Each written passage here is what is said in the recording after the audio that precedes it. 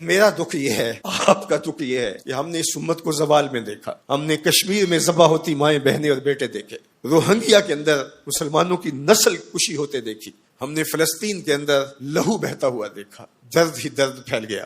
آج ان یتیموں کے سر پہ کوئی ہاتھ رکھنے والا نہیں ہے۔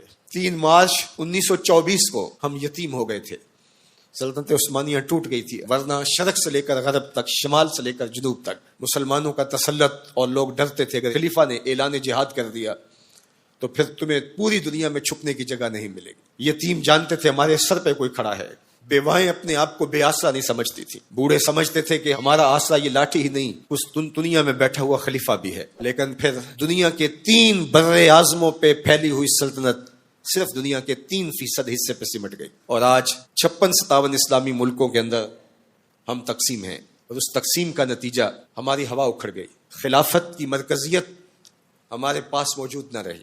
خلافت سے تصور لے کے یورپ نے اپنی صف بندی کی، اور یہ کتنے ملک جڑ کر کے ایک یونین بناتے ہیں اور ہماری وحدت کے ٹکڑے ٹکڑے کر دیتے ہیں۔ دیکھ مسجد میں شکست رشتہ تسبیح شیخ، اور بت کدے میں برہمن کی پختہ زناری بھی دیکھ، کافروں کی مسلم آئینی کا بھی نظارہ کر، اور مسلموں کی مسلم آزاری بھی دیکھ، چاک کر دی ترک نادان خلافت کی کعبہ، سادگی مسلم کی دیکھ اوروں کی عیاری بھی دیکھ۔ آج وہ ہدف حاصل کر چکے ہیں۔ آج فلسطین کے اندر قیامت ٹوٹی ہوئی ہے، دنیا کا میڈیا خاموش ہے، یہ جو خبریں ہمارے تک پہنچ رہی ہیں یہ باقاعدہ سینسر ہو کے آ رہی ہیں، یہ سوشل میڈیا کی وجہ سے کچھ تصاویر آ جاتی ہیں، کچھ بلکتے روتے بچے، کوئی بین کرتی مائیں اور کوئی فریاد کرتے بوڑھے ہماری جانب دیکھ رہے ہیں۔ ہماری جانب کیوں دیکھ رہے ہو؟ ہم تمہاری مدد کو نہیں پہنچنے والے۔ گلی میں 3 اوباش کھڑے تھے تو کھڑے کھڑے ان کی شرط لگ گئی کہ دیکھتے ہیں ہم میں سے سب سے بڑا بے غیرت کون ہے۔ تو یہ ثابت کرنے کے لیے گلی میں ایک بوڑھی خاتون آ رہی تھی جس کے ہاتھ میں ڈنڈا تھا، اور اس کو ٹیک ٹیک کے چل رہی تھی۔ ایک اوباش آگے بڑھا اور اس بوڑھی خاتون کے بڑھاپے کا لحاظ کیے بغیر اس کو دھکا دے دیا، وہ گر گئی۔ بہت بڑی بے غیرتی کا اس نے ثبوت فراہم کر دیا۔ لیکن دوسرا آگے بڑھا اور اس نے اس گری ہوئی بوڑھی خاتون کے اوپر ڈنڈے برسانے شروع کر دیے۔ اب تیسرے کی باری تھی، لیکن وہ ساکت کھڑا تھا، اور وہ بوڑھی خاتون تھوڑا سا سنبھلی اور اس نوجوان کو کہتی ہے تو سب سے بڑا بے غیرت ہے۔ تو ان 2 نوجوانوں نے پوچھا کہ کارنامے تو ہم نے سر انجام دیے اور سب سے بڑے بے غیرت کی ڈگری تم لے گئے ہو، اور یہ بھی تمہیں کہہ رہی ہے۔ کہا تم نہیں جانتے یہ خاتون میری ماں لگتی ہے۔ آج اسرائیل نے ان کو مارا، برطانیہ کا وزیر اعظم جنگی جہاز کے اوپر بیٹھ کے ان گرے ہوئے مفلوق الحال لوگوں پر بم برسانے کے لیے خود پہنچا، لیکن وہ کہہ رہے امت مسلمہ تم بے غیرت ہو، ہم تمہاری مائیں لگتی ہیں، ہم تمہاری بہنیں لگتی ہیں،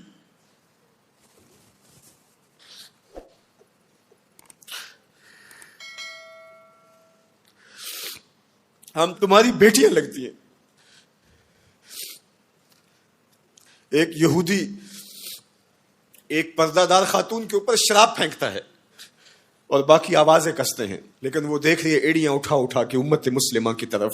تمہاری مدد کو میری بہنوں کوئی پہنچنے والا نہیں ہے۔ یہ 56-57 اسلامی ملکوں کی فوجیں کرتب دکھانے کے لیے ہیں۔ ہمارے میزائل سسٹم، ہمارے اسلحہ جات، ہمارے ٹینک، ہماری توپیں، ہمارا ایٹم بم تمہارے کام نہیں آئے گا، تمہیں مرنا پڑے گا، سسک کے مرنا پڑے گا۔ یہ امت تمہاری مدد نہیں پہنچے گی، 40 ملکوں کی مشترکہ فوج بھی تمہاری مدد کو نہیں پہنچے گی، حرم سے بھی کوئی آواز نہیں اٹھے گی، نہ عجم سے کوئی آواز اٹھے گی۔ آج امت مسلمہ ایک تن مردہ ہے، OIC مردہ گھوڑے کی طرح ہے۔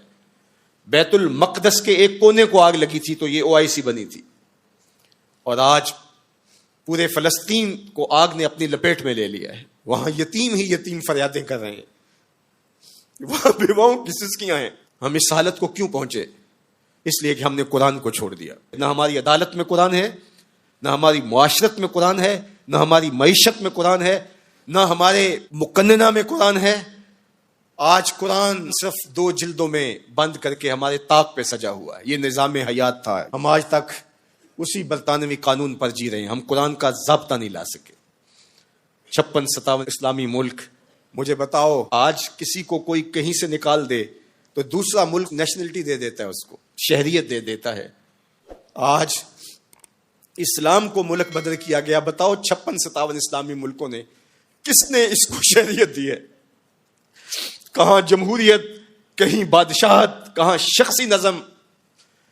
56-57 اسلامی ملکوں میں اسلام گھومتا رہا.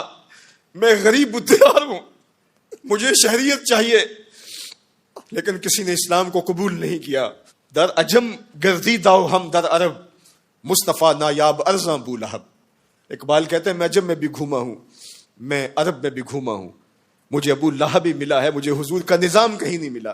اج دین نبی دا وانگ یتیماں تے گھر کس تکے کھاوے. اے فلسطین کے یتیموں، تم اکیلے یتیم نہیں ہو. اس وقت اسلام بھی غریب الدیار ہے، اس کا کوئی وطن نہیں ہے. آج اسلام اپنے نظام کے ساتھ کہیں موجود نہیں ہے، اور یہ پستی اور یہ زبوحالی، یہ ذلت، یہ نکبت، یہ رسوائی ہمارا مقدر کیوں نہ ہو، قرآن سے دوری کے نتیجے میں رسوا ہو گئے.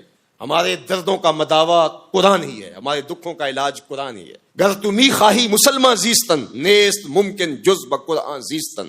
اقبال نے کہا اگر تو مسلمان بن کے جینا چاہتا ہے تو قرآن کے بغیر نہیں جی سکتا. اور پھر آگے چل کے کہا فاش می گوئم آن کے در دل مزمرست، این کتاب نیز چیزیں دیگرست. کہا جو میرے سینے میں پوشیدہ ہے میں کھل کے نہ کہہ دوں، یہ کتاب نہیں کوئی اور ہی شے ہے. یہ زندگی بانٹ دیتی ہے، یہ اٹھا دیتی ہے گری ہوئی قوموں کو.